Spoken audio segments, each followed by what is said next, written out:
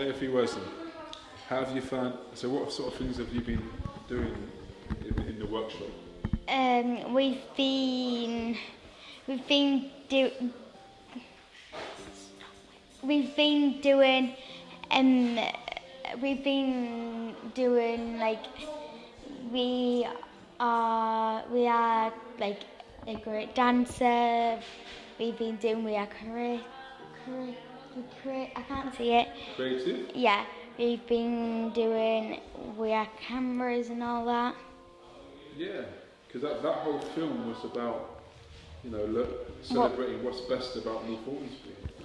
And you said that one of your talents is dancing. Yeah. That's why we filmed you dancing. Did you do any of the filming at all? What sort of things did you do behind the camera?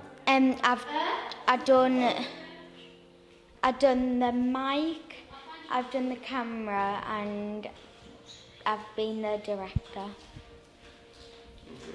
How did you find directing? What was that like? It was pretty good. Well, thank you. It's nice meeting you, and thank you for coming to the workshop today. It's alright.